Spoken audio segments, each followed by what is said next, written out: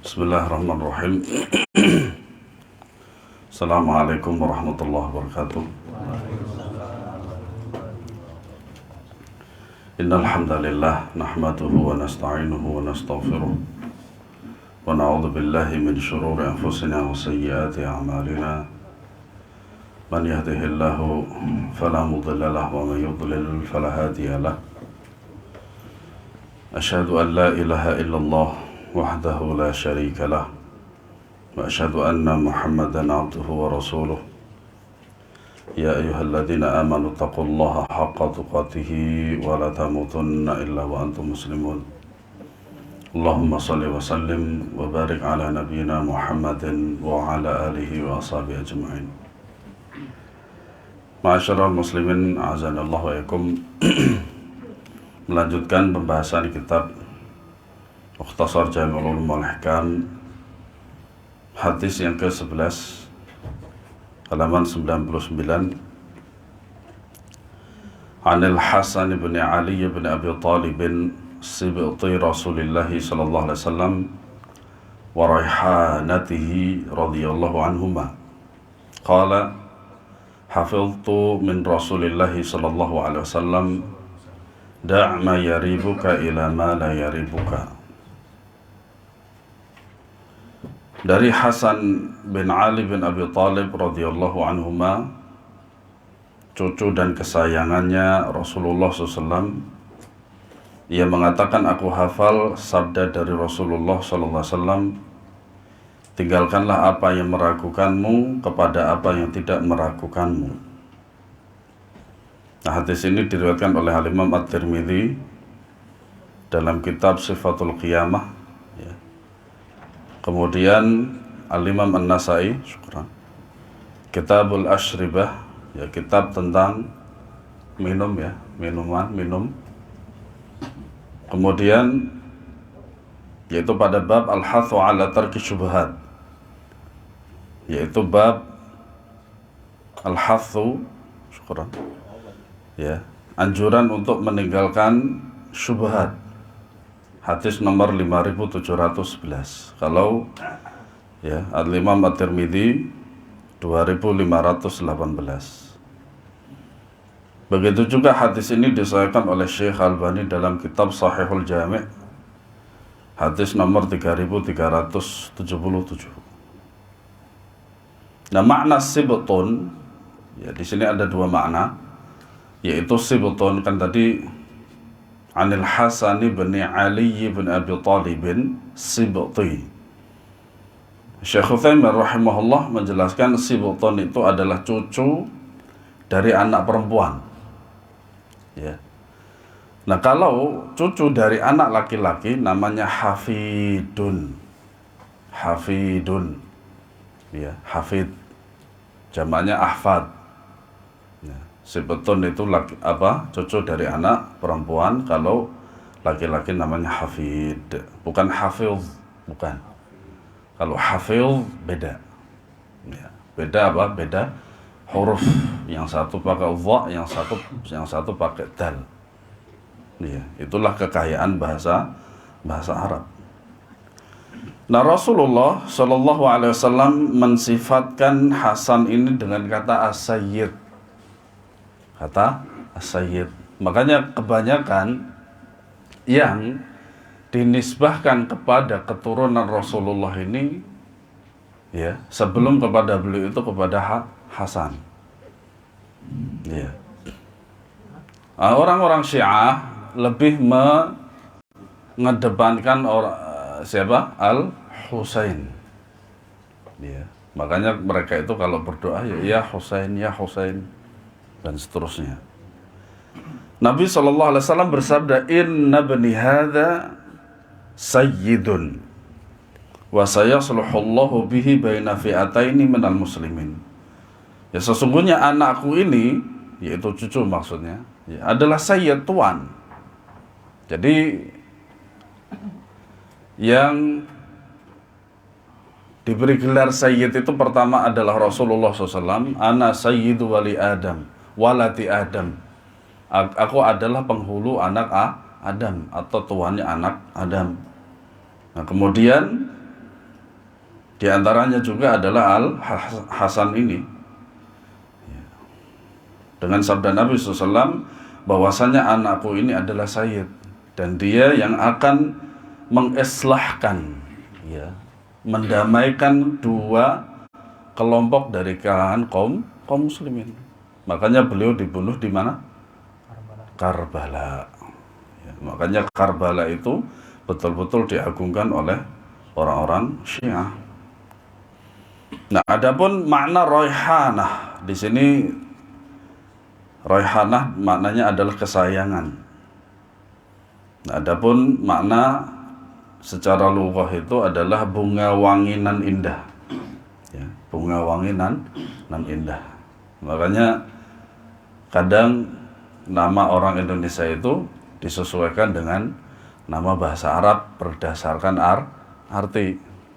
Itu Raihanah. Makna tersurat dari hadis ini mengandung anjuran untuk tidak mendekati perkara syubhat dan menjauhinya. Nah, ini semakna dengan hadis innal halala bayyinun wa innal harama bayyinun. Karena sesuatu yang murni halal tidak akan menyebabkan kegelisahan di hati seorang muslim. Nah, ini sambungannya nanti pada hadis yang ke-27 ternyata. Halaman 249. Anin Nawas bin Sam'an radhiyallahu anhu anin Nabi sallallahu alaihi wasallam qala al-birru husnul khuluq wal ithmu ma haka fi nafsika wa karihta an yattali'a alaihi nasu. Dari Nawas bin Sam'an bahwa Nabi SAW bersabda, kebajikan adalah akhlak yang baik. Dan dosa ialah apa yang membuat hatimu bimbang dan kamu tidak suka apabila orang lain melihatnya. Nah, kaidah hadis yang ke-11 ini adalah hadis kaidah. Ya, kaidah yaitu dalam pertama bahwasanya al-yaqinu la yuzalu bisyak. Kaidah dalam usul fikih atau qawaid fiqhiyah bahwasanya al-yaqinu la yuzalu bisyak. Bahwasanya keyakinan itu tidak akan bisa dihilangkan dengan keraguan. Ya. Kemudian yang kedua, untuk menjauhi yang namanya syubhat. Syubhat itu adalah perkara samar-samar yang sudah kita pelajari pada hadis sebelumnya insyaallah taala.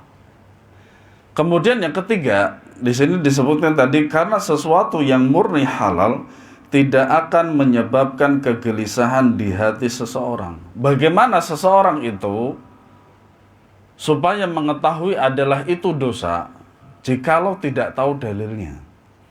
Maka dikembalikan pada hati, yaitu pada hadis yang ini tadi 27. Wal ithmu ma hakka fi nafsika wa karihta an yutali'a alaihin nas. Yang namanya dosa itu minimal memberikan pengaruh buruk terhadap hati. Yaitu apa? Membuat hatimu bimbang. Nah, berbeda dengan ketaatan. Ketaatan itu memberikan ketenangan. Orang yang taat kepada Allah hidupnya tenang. Ya. Orang yang selalu berbuat dosa itu apa? Hatinya bimbang terus dan gak mungkin dia ingin tahu, orang lain ingin tahu tentang dia. Nah, itulah dosa. Makanya sebagian para ulama salaf mengatakan jika engkau bisa menutupi dosamu, maka itu lebih baik. Ya. Sebaliknya, hal itu akan menciptakan ketenangan dan ketentraman dalam hatinya. Adapun perkara syubhat, maka ia akan menyebabkan hati merasa gelisah dan bimbang sehingga melahirkan keraguan. Yaitu. Nah, ini kaidah, ya. Hadis yang nomor 27 itu kaidah di dalam melakukan dosa. Yang namanya dosa, walaupun misalkan kita tidak tahu dalilnya ini apa, ya, maka ketika melakukannya hati itu menjadi bimbang.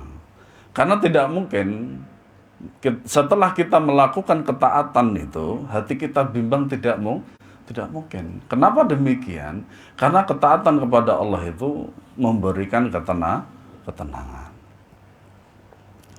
Al-Fudail bin Iyad, namanya Fudail bin Iyad.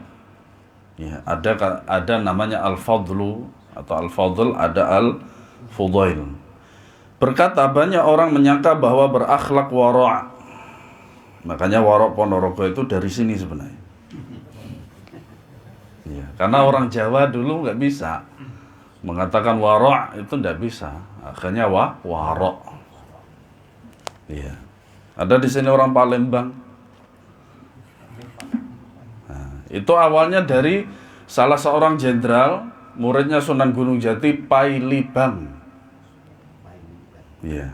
Akhirnya apa? Jadinya Palembang. Ngecember jadinya Jember. Itu istilah dalam Jawa itu disebut dengan jarwo dosok. Sedal nagak singset raisa medal, agak iso budal dan seterusnya. Nah, maka sifat wara' adalah meninggalkan sesuatu yang tidak penting, entah itu dari segi agama atau dari segi urf, kebiasaan. Ya, nongkrong-nongkrong, ya, ngopi. Makanya saya lihat ada kan salah satu hotel di Indonesia ini apa namanya, anjlok dan punya hutang banyak tuh. Ya gara-garanya apa? Beli kopi nggak seberapa, tapi nongkrongnya sejam di situ. Nah di desa saya juga ada kayak gitu. Terutama kecil sebenarnya, nggak kelihatan itu warung gitu loh. Tapi dia jual wifi. Dulu sebelum corona itu 2000 3 jam.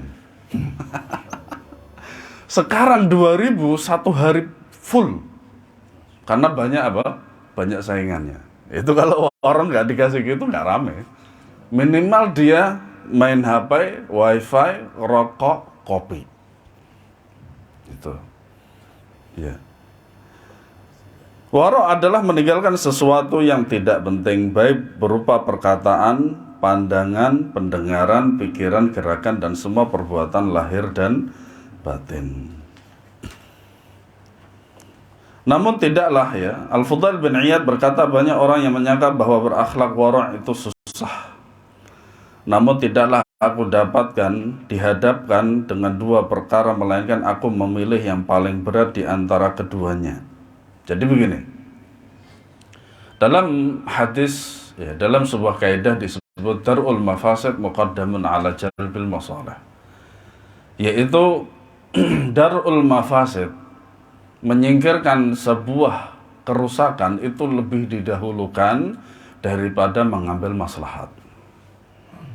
Jikalau kita dihadapkan dengan dua seperti ini, dua keadaan yang seperti ini, maka apa? Darul mafasid didahulukan, apapun itu. Ya, saya berencana sebenarnya kita membahas qawaid fikih itu bagus sekali. Ya, selama ini kan kita membahas kitab-kitab yang sebenarnya ini adalah sudah barang jadi. Ini kitab-kitab yang sudah kita pelajari bersama Ustadz Pamuji atau saya, ini sebenarnya sudah barang jadi. Tinggal mempelajari, membaca, mempelajari, memahami dalil-dalilnya, melaksanakan. Tapi kalau qawaid fiqhiyah, kaidah itu, kata Syekh Utsaimin rahimahullah ta'ala, 1000 permasalahan yang antum hadapi ketika antum faham kaidah ini akan mudah.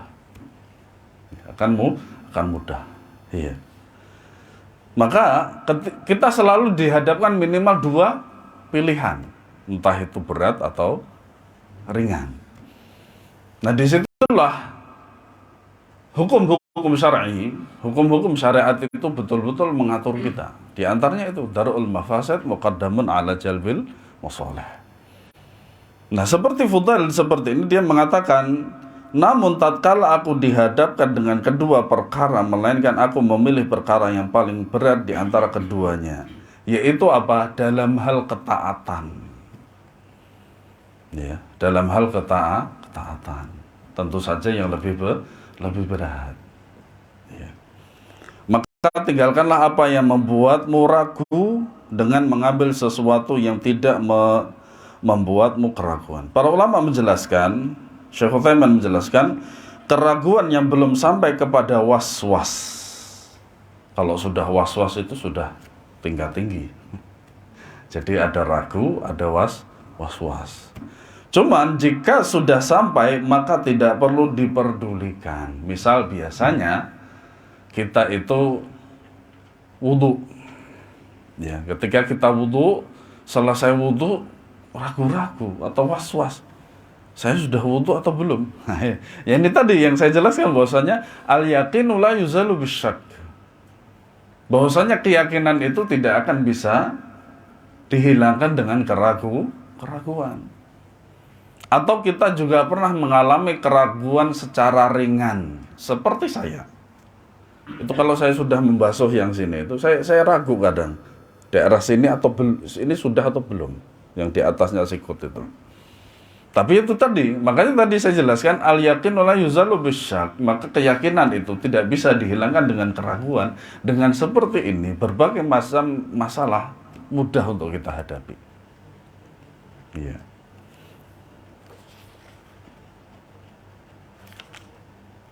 Hasan bin Abi Sinan berkata, tidak ada suatu pun yang lebih mudah daripada wara'. Jika suatu perkara membuatmu ragu, maka tinggalkanlah. Mudah sebenarnya. Namun hal ini hanya akan terasa mudah bagi seperti Hasan. Iya. Beda dengan kita. Karena Hasan adalah seorang ulama salaf. Masyhur beliau. Ilmunya tinggi. Ya, kita kan tidak. Kita masih pelajar. Hisham bin Hasan rahimahullah berkata, Muhammad bin Sirin meninggalkan 40.000 perkara yang pada masa sekarang kalian anggap bukan masalah. Subhanallah. Sekiranya kalau 40.000 masalah itu beliau tulis dalam kitab. Ada seorang ulama, dia mengatakan bahwasanya saya sekiranya kalau tidak menghafal, dalam artian beliau lupa tentang hadis-hadis ini, niscaya akan menjadi 5 jilid kitab. Itu hadis. Artinya apa? Kebalikan dari situ, sekiranya kalau beliau hafal, bisa jadi lebih. Kan begitu. Nah, itulah diantara perkara menakjubkannya dari para ulama terdahulu. Bismillah. Yazid bin Rabi' rahimahullah meninggalkan 500.000 dari harta warisan ayahnya dan tidak mengambilnya. 500.000 dinar. Luar biasa ya. Tapi orang terdahulu memang begitu. Jadi begini, bagaimana orang terdahulu bisa begitu? Karena khawatir bahwasanya harta benda dunia itu bisa melalaikannya dari ibadah pada Allah. Ya. Walaupun di sisi lain juga bisa dijadikan 500.000 dinar ini adalah untuk ibadah kepada Allah. Bisa jadi memang beliau menginfakkannya, kan begitu. Wallahu a'lam. Dulu ayahnya bekerja untuk para penguasa. Oh, ternyata ini banyak syubhat.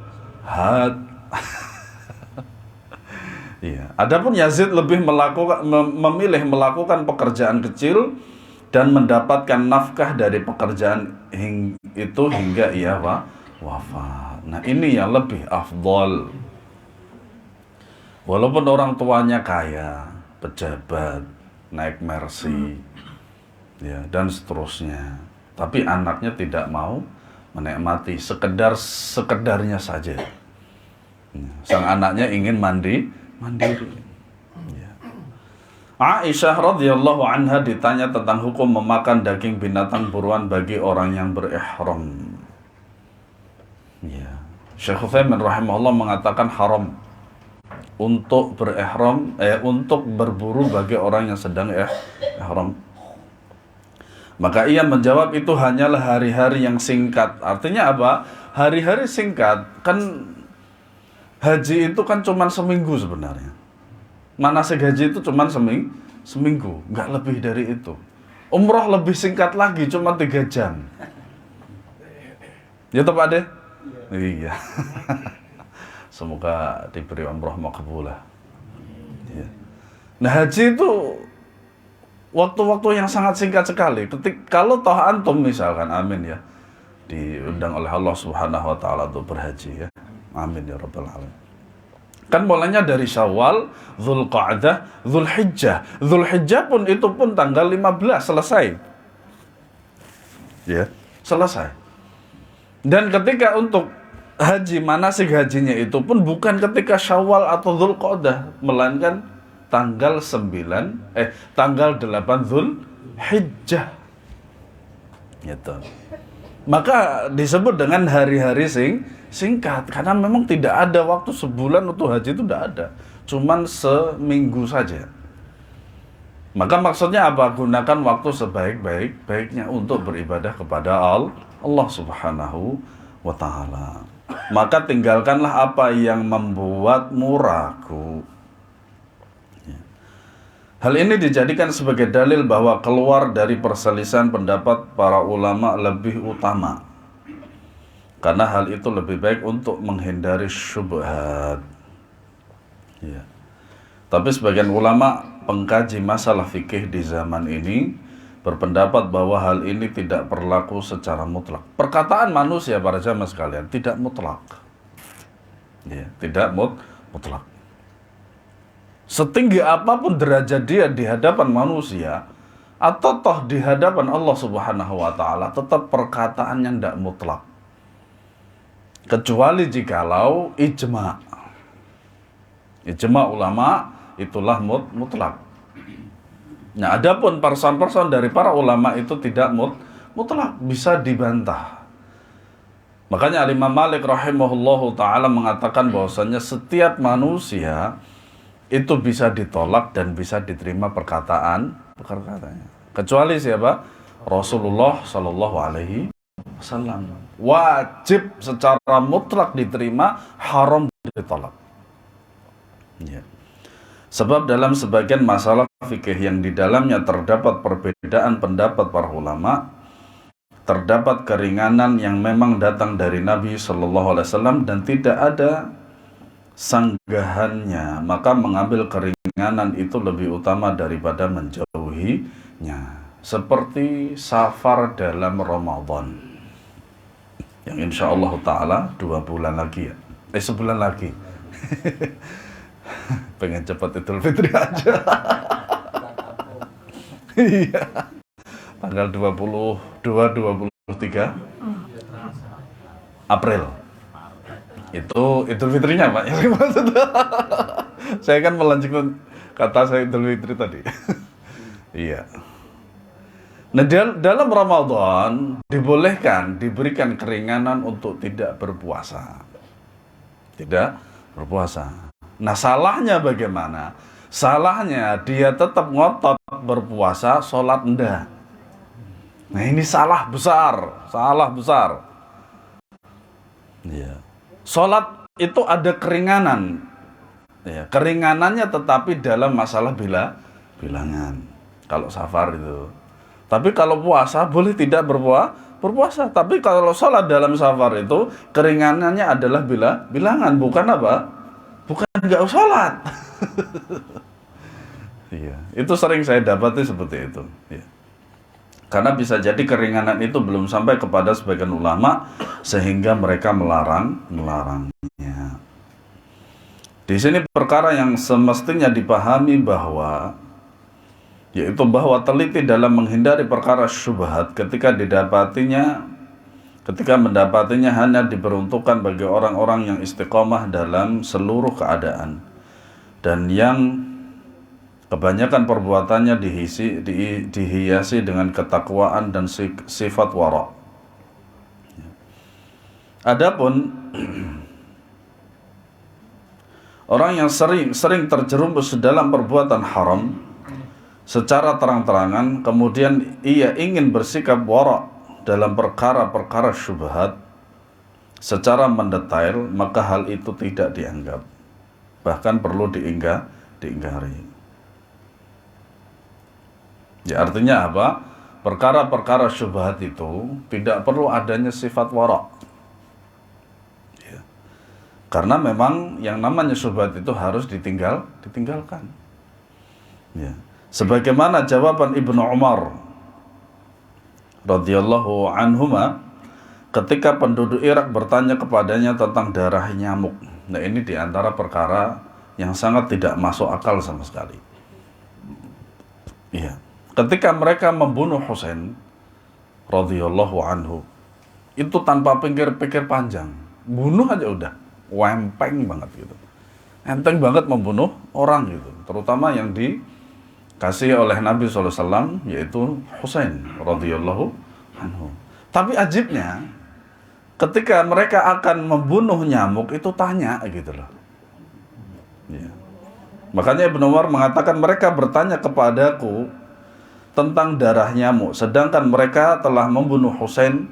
Padahal aku mendengar Nabi SAW bersabda, keduanya yaitu Hasan dan Husain adalah dua orang kesayanganku dunia. Nah, itu perkara tidak masuk akal sama sekali.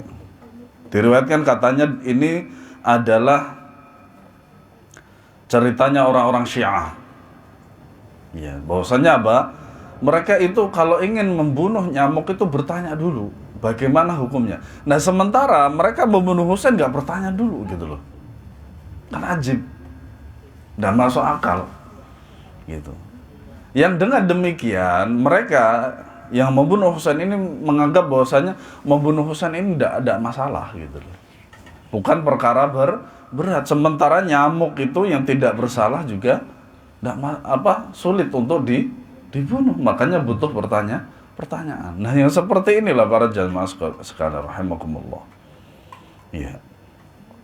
Nah, ini hadisnya sahih riwayat Bukhari nomor 3753. Ya.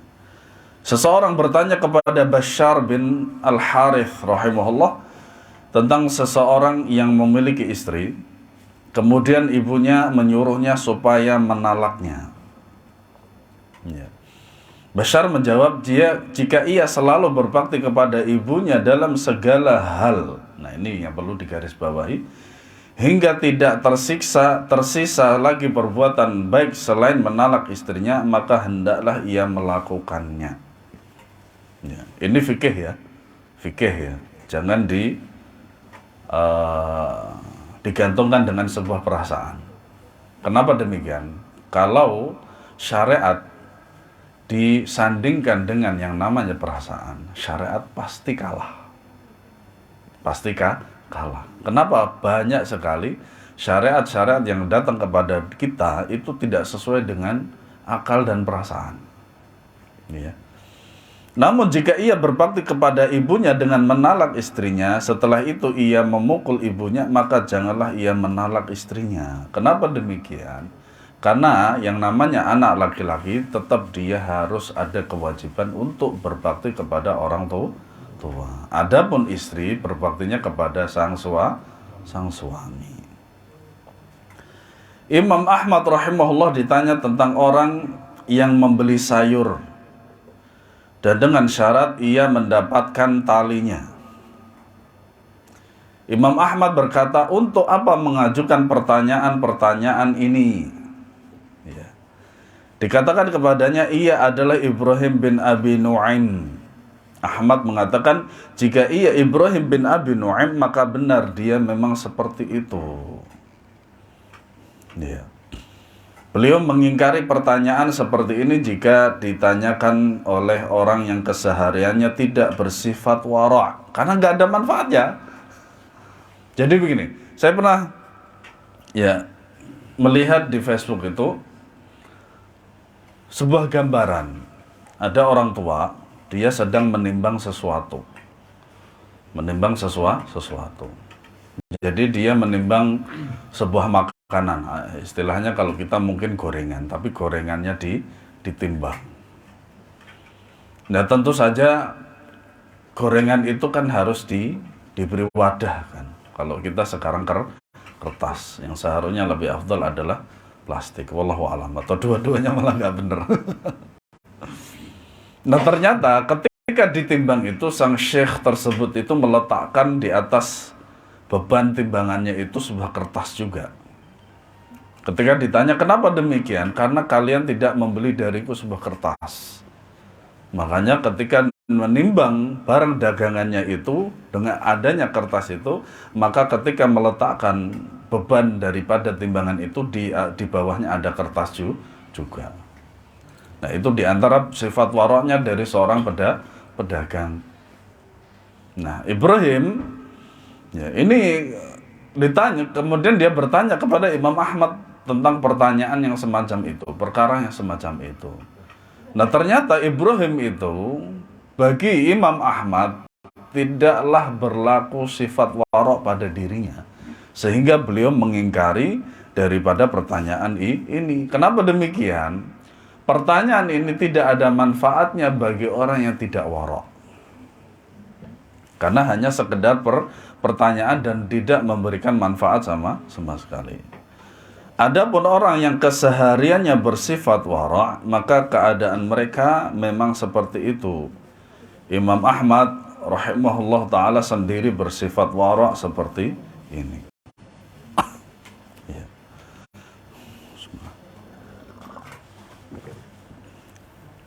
Imam Ahmad rahimahullah menyuruh seseorang yang membeli mentega untuknya.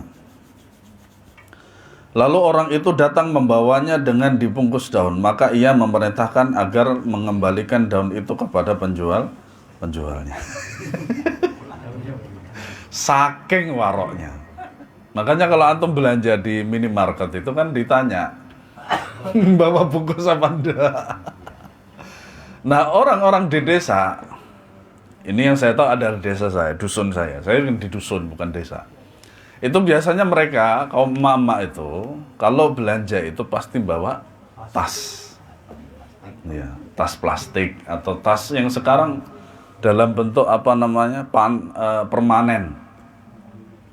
Ya, kan biasanya plastik bisa diuntel-untel itu dilipat. Ada juga yang mereka bawa yang yang permanen itu. Bentuknya permanen seperti itu, nggak bisa dilipat malah jadi rusak nanti jadinya itu, seperti itu. Nah, ya itu di sisi lain boleh saja karena al-muslimuna ala syurutihim. Orang-orang Islam, orang Muslim itu tergantung pada syaratnya, kecuali syarat itu yang melanggar ketentuan Allah Subhanahu wa Ta'ala. Imam Ahmad tidak menggunakan tinta para muridnya. Beliau membawa dan menggunakan tintanya sendiri. Ketika seseorang meminta izin kepada beliau untuk menggunakan tintanya, beliau berkata, tulislah dengan tinta ini, ya, dengan tinta itu, ini adalah sikap wara' orang yang zalim. Sampai segitunya ya. Ya. Maksudnya apa? Sikap wara' yang sedang dipraktekkan orang yang meminta tinta kepada Imam Ahmad adalah jenis sikap wara' yang tidak baik karena melakukannya tidak pada tempatnya. Kisah lengkapnya dapat dibaca pada kitab Hakadha Kana As-Salihun karya Abu Abdul Malik. Ya. Ketika orang lainnya minta kepada beliau, maka beliau tersenyum seraya berkata, sikap wara'ku dan wara'mu belum mencapai tingkat ini. Beliau berkata demikian sebagai bentuk tawadhu'nya, padahal sesungguhnya sifat wara' beliau sudah mencapai tingkat ini. Hanya saja beliau tidak menyukai jika seseorang bersikap demikian padahal orang itu belum sampai pada tingkatan wara'.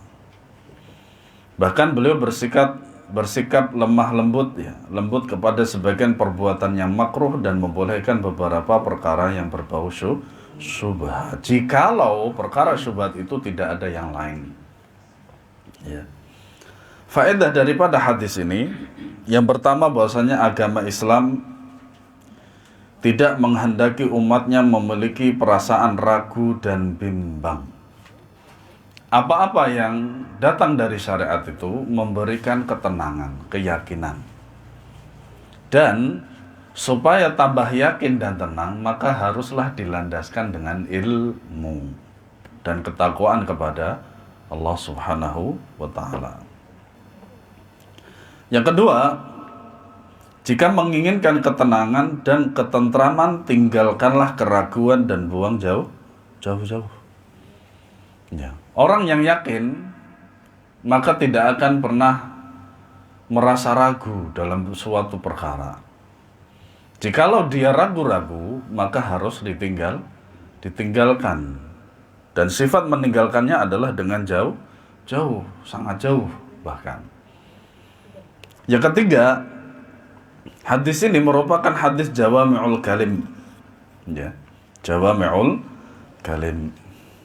Makanya Nabi SAW cuman bersabda, tinggalkanlah apa yang meragukanmu kepada apa yang tidak meragukanmu. Tapi maknanya luas. Makanya hadis ini adalah hadis yang menjadi dalil kaidah itu tadi. Ya, makanya kalau antum membaca kitab-kitab qawaid fiqhiyah, antum akan menemukan dalil ini. Ya. Di antaranya juga adalah innal halala bayyinun dari Nu'man bin Bashir, ya, bahwasanya ya fataqi syubhat fa man ittaqa syubhat faqad istabra'a li dinihi wa 'irdihi. Itu. Semoga Allah Subhanahu wa taala menjadikan hati kita selalu yakin, syukran, dan jauh dari keraguan. Wallahu a'lam bishawab. Ada pertanyaan, monggo.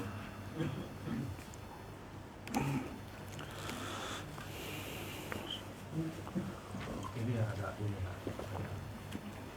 Tadi kan yang dibeli gelar itu satu Rasulullah, kedua Al-Hasan, yaitu gelar Sayyid. Iya. Berarti kita boleh kalau baca sholawat itu? Enggak, tidak. Muhammad. Tidak. Kecuali di luar sholat.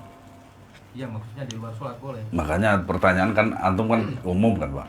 Kalau maksud saya itu, Iya. di luar sholat mengamalkan sholawat berarti Allahumma sholli ala sayyidina Muhammad boleh? Boleh. Cuman ada cumannya, kecuali yang lebih afdal adalah mengikuti apa yang datang dari Rasulullah. Selama ini cuman kita Allahumma sholli ala Muhammad aja gitu. Ya emang begitu. Karena yang memang datang dari Rasulullah SAW memang begitu. Allahumma sholli ala Muhammad wa ala ali Muhammad. Begitu. Ada dalam keterangan itu bahwasanya kalau mengatakan Sayyidi itu adalah pada hari kiamat cuman Allah. Saya sampai sekarang itu saya tidak tahu dalilnya apa. Wallahu alam. Jadi nggak bisa jawab. Jadi tidak boleh pakai Sayyidi. Lebih afdal. Saya tidak mengatakan tidak boleh. Ya. Yang tidak boleh itu hanya untuk sholat. Jadi ketika kita sholat Allahumma sholli ala sayyidina Muhammad, tidak boleh. Itu. Wallahu a'lam. Yang lain monggo.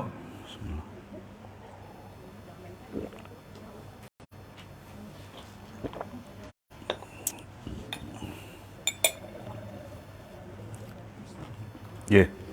Sayyid dengan Habib.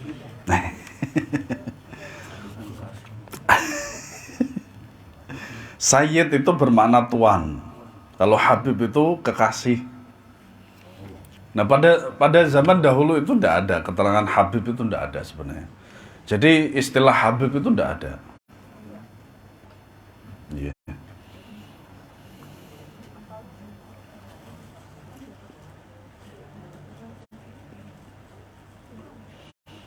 Ya, ada satu yang tertinggal keterangan daripada hadis ini, yaitulah keraguan. Nah, di footnote halaman 99 itu nomor 1, At-Tirmidzi mengatakan hadis ini hasan sahih.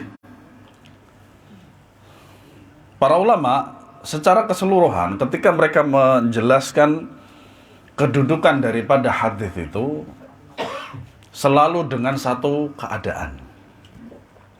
Hadis ini sahih, hadis ini dhaif, hadis ini, hadis ini. Imam At-Tirmidzi selalu dengan dua istilah, hasan sahih, atau kalau hasan ya hasan aja udah gitu. Nah, kenapa demikian? Apakah ini bisa bersatu? Karena hasan sama sahih nggak bisa bersatu gitu loh. Ulama-ulama mutaqaddimin terdahulu mengatakan bahwasanya hadis itu hanya terbagi menjadi dua saja, dhaif, sahih. Selain itu tidak ada. Nah, kemudian pada zaman Abu Amr Ibnu Salah rahimahullah taala, ya, dalam sebagian keterangan saya baca, sebagian ada yang mengatakan dari Imam At-Tirmidzi, itu ada hadis hasan. Nah, hadis hasan itu sebenarnya percabangan daripada hadis sahih. Karena apa? Karena persyaratan hasan itu hampir mirip mendekati daripada sahih. Nah, secara vonis dari sebuah hadis itu tidak bisa bersatu antara hasan dengan sahih. Harus didahulukan atau harus memilih mana, apakah ini sahih ataukah ini hasan.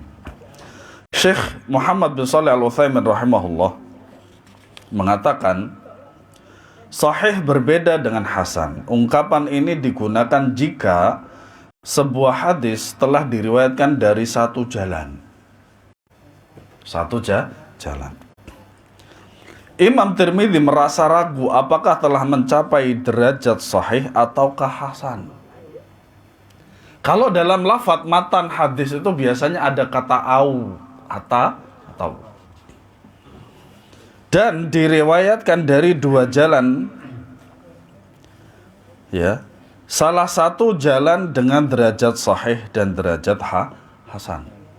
Artinya apa? Kalau satu derajat hasan, ya, kalau satu jalan, ya, maka sahih itu lebih didahulukan. Tapi jikalau dengan dua jalan, maka yang didahulukan apa? Satu hasan, satu sahih. Ya. Di antara saya lanjutkan ya.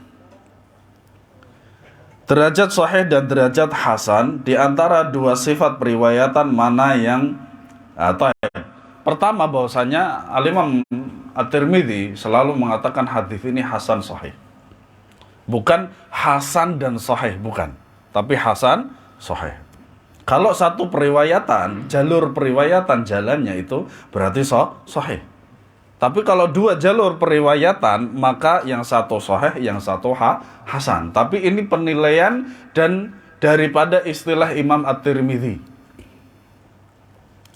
Nah, jikalau ada dua sifat periwayatan, manakah yang lebih kuat? Hasan atau sahih? Maka Syekh di sini menjelaskan, jika diriwayatkan dengan dua jalan, maka penyebutan hasan sahih lebih kuat. Hasan sahih lebih kuat. Jika diriwayatkan dengan satu jalan, maka istilah hasan sahih lebih lemah daripada sahih. Kalau istilah kita mungkin hasan sahih ini kan 2 derajat. Sementara kalau sahih itu cuma satu. Karena imam ragu dalam periwayatan. Makanya muttafaqun alaih ini berbeda antara Ibnu Hajar dengan Al-Imam At-Tirmidzi. Muttafaqun alaih, kalau Imam Ibnu Hajar adalah Bukhari Muslim. Kalau Al-Imam Tirmidzi, ya, Al-Imam At-Tirmidzi itu Bukhari Muslim dan Ahmad. Masing-masing para ulama itu mempunyai apa? Istilah. Wallahu a'lam bishawab.